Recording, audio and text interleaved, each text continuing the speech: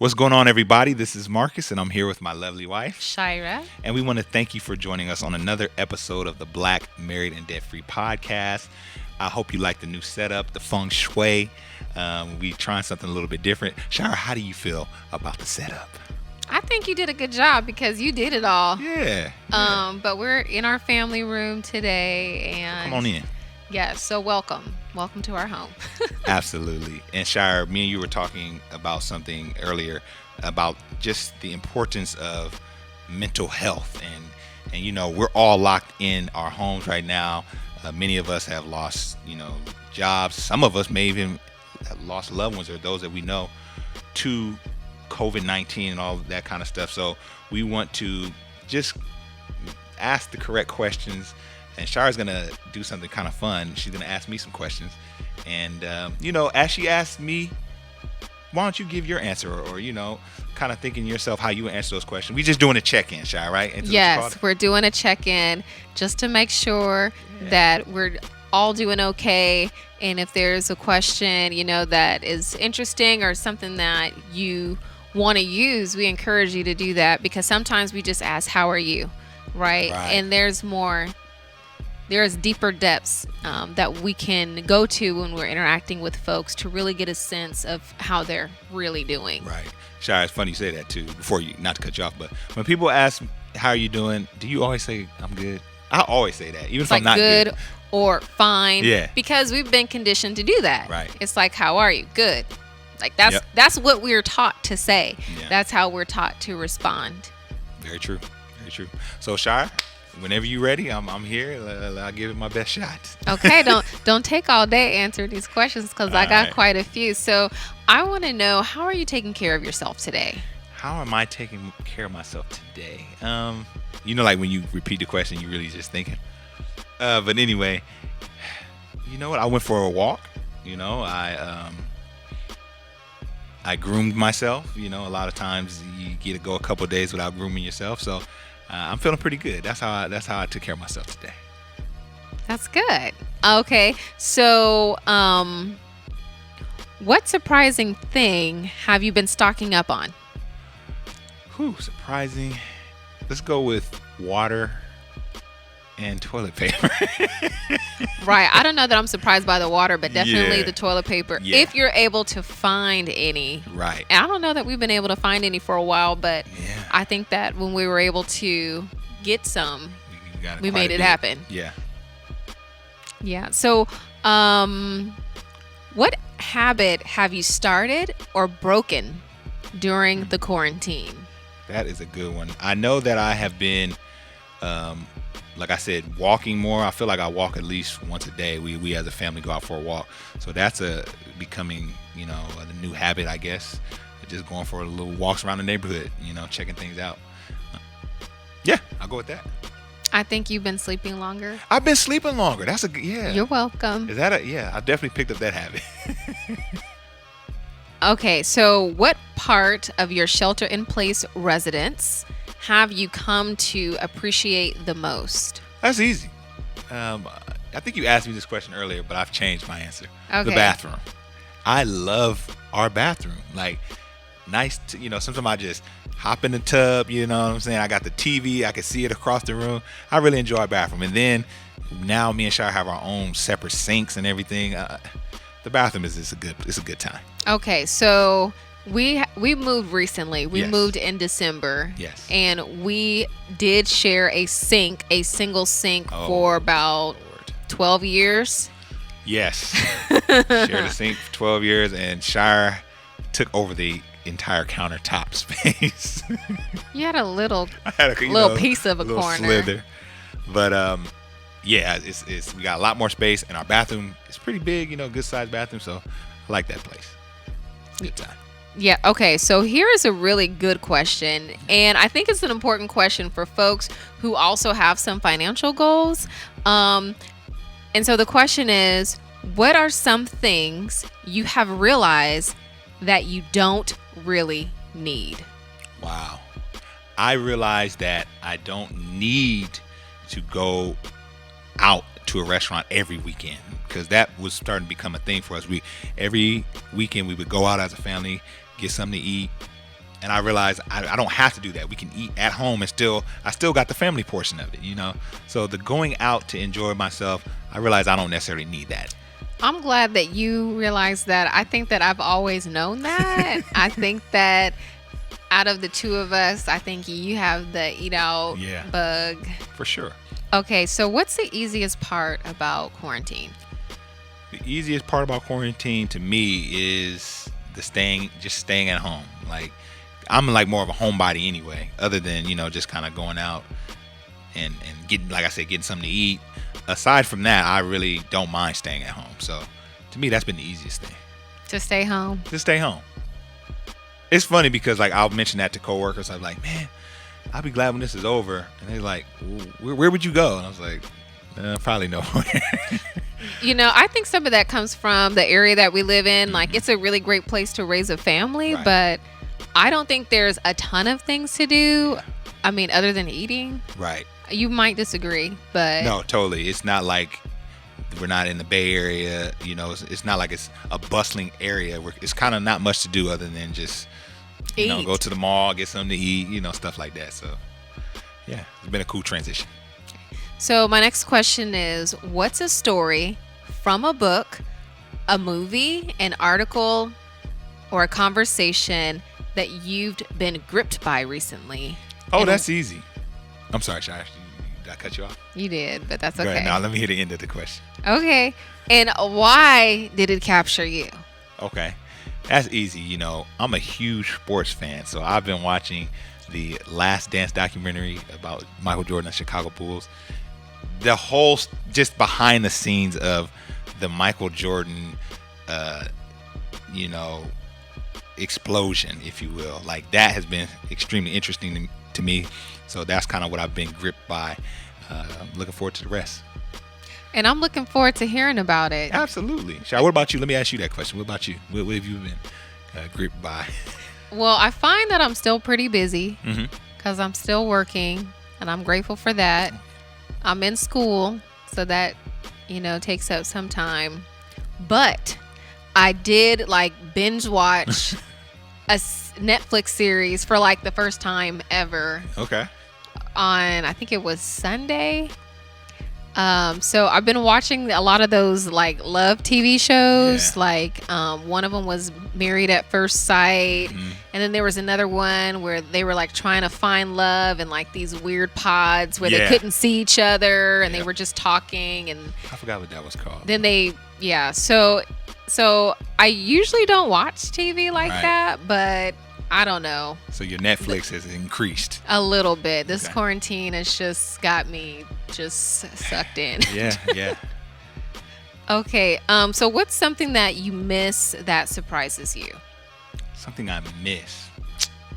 I miss just the freedom to do what I want to do. Like, I might not exercise that freedom, but just having it, I miss that. I miss that the world was my oyster. If I wanted to hop in my car and drive to Tahoe, I could do that. If I wanted to drive to San Francisco and check out the Golden Gate Bridge on a Saturday, I could do that. Marcus, you can still do those things, I guess I think. can, but it just feels like I am legend. No, it feels like, should I be doing this? You know what I mean? Like, Yeah. it's just not. So I do miss the freedom. That's one thing I miss.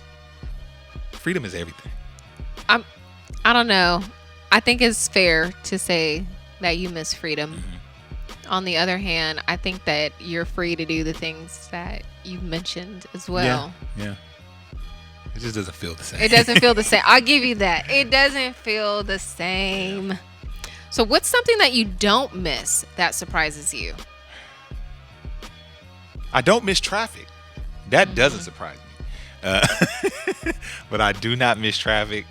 I can get to work now in 16 minutes. I tried it yesterday and I actually did.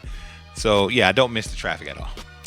Right. I would have to say the same thing. My commute is a strong, solid hour Right.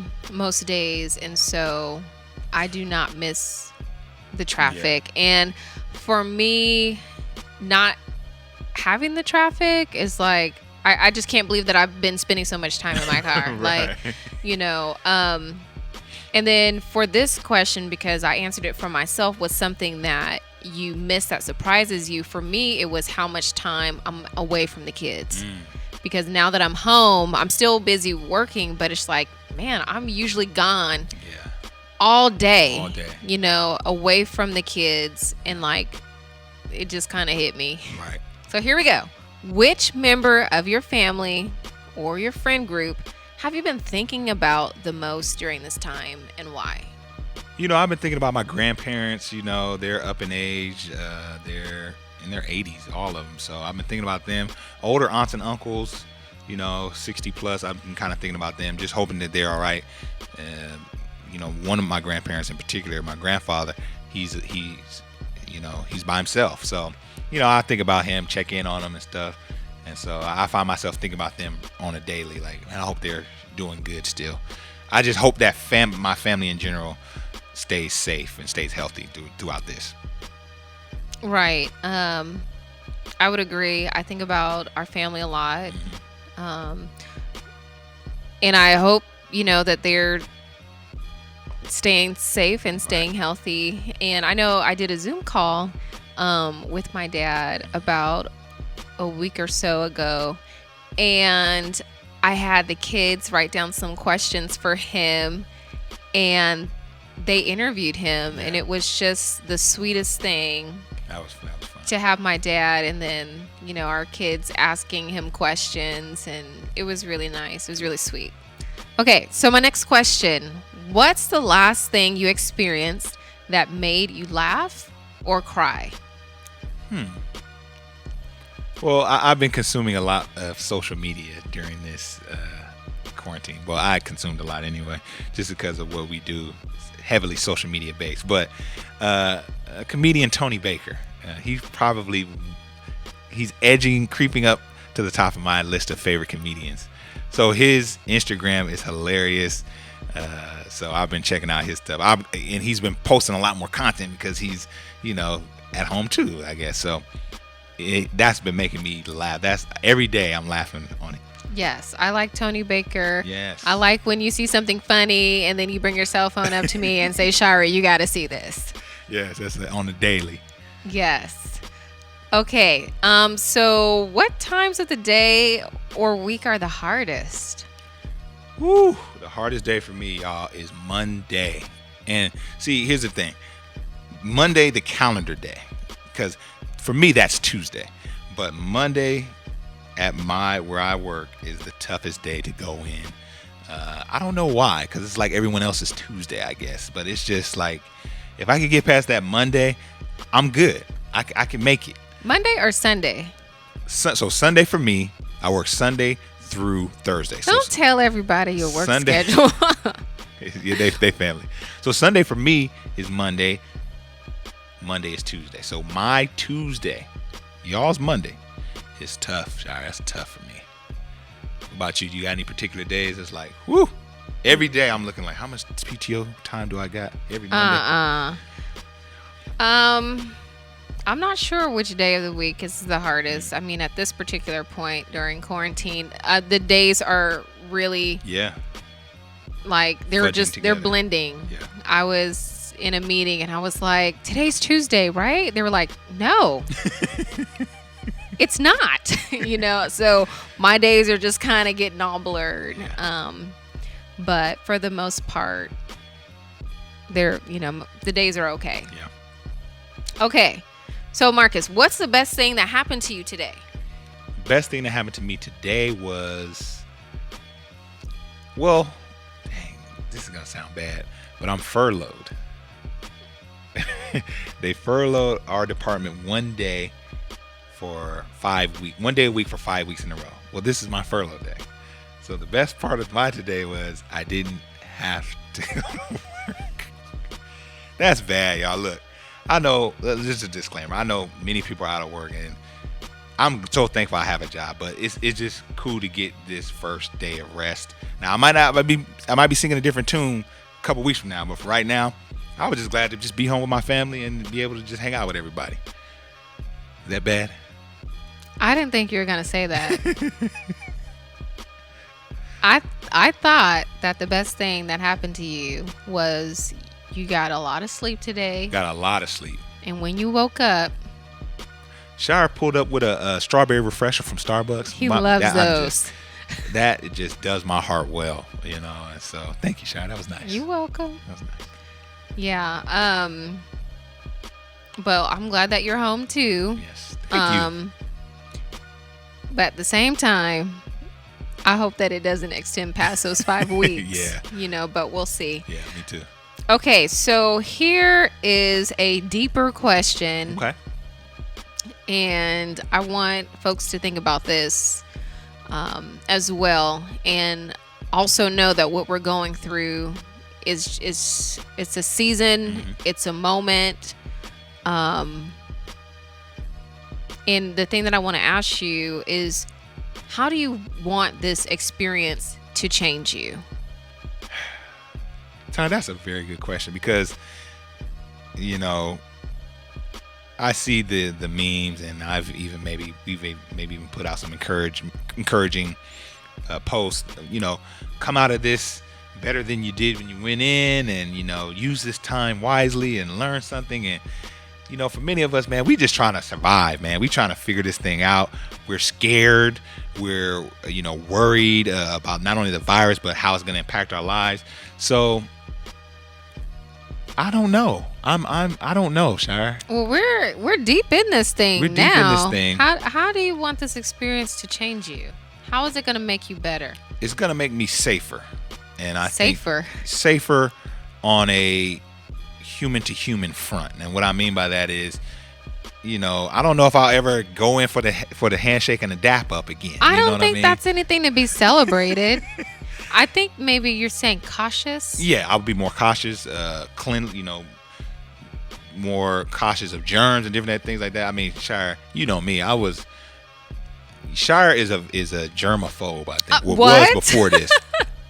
But me, hey, germs, I was like, hey, it's good for you. A couple of germs ain't gonna hurt you. But now you realize the importance of being clean, just being cautious, like you said. So I think that's what I'm gonna take away. You keep saying clean, and it's kind of like throwing me off because, like, if you're shaking someone's hand, that's not like an unclean thing to do, Maybe it is now. But you know what I mean? It sounds like you're gonna have an increased awareness about your hygiene, and I guess it does tie into cleanliness. Yeah.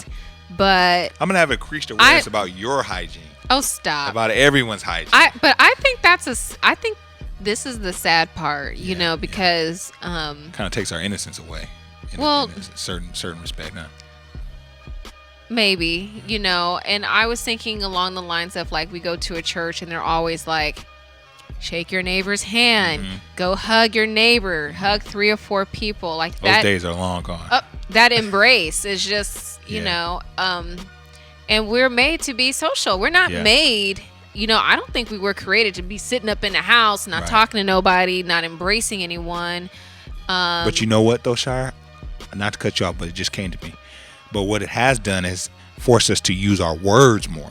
I find myself calling people, calling friends when we were in a text world, and so now that I know I can't give you that touch, it forces us to use our words more, to affirm and to tell somebody I love them. Like, I end phone calls now with, I love you, man, love you, all right, man, be safe, stuff that we never did. I think that the words are important, but I think there is the energy of that physical touch when you go in for a hug for a loved one. That's true. Or I don't think that I don't know. You don't think you don't want to see that go away? If that's the world, if that is what becomes of the world, that we no longer shake hands or give hugs, or that's what I'm taking away, though. I'm gonna be a little bit more cautious. And I think it's fine to be cautious, and I think it's good to be cautious, but that's a cold. I don't want the world to become cold. Yeah. And that we're not able to do those things anymore. That's because there's science behind physical touch and the power of it. True. Yeah. So for me, how do I want this experience to change me? I hope that I'm more grateful and appreciative of the small things. Yeah.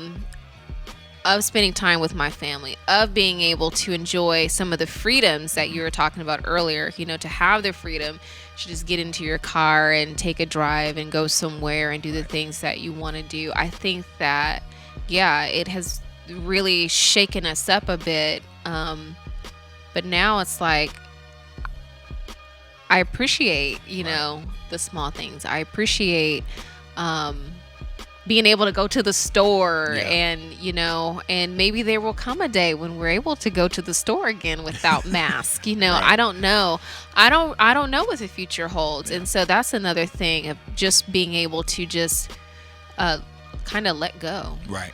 For some folks it's important to maintain control, of our surroundings and the things that we're doing. And here it's like, I'm not in control.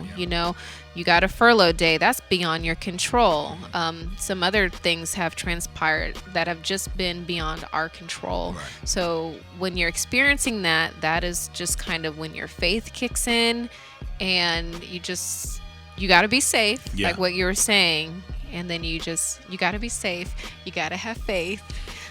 You gotta, not lose hope, and just kind of hang in there and take it one day at a time. Absolutely. So Shire, are there any more questions? These were great questions, and questions you may want to ask, someone close to you, someone you're quarantining and chilling with. Yeah. It's just a mental health check-in. We want to make sure we talk so much about goals and achieving those goals financially and otherwise, but some of you maybe is like, hey, I'm trying to stay sane, and I'm trying to keep a level head during this time. So hopefully this podcast episode has helped you to do that. Shire, thank you for those questions. You're welcome. Absolutely. So we're gonna holler at you guys on the next one. Talk to you later. Bye. Peace.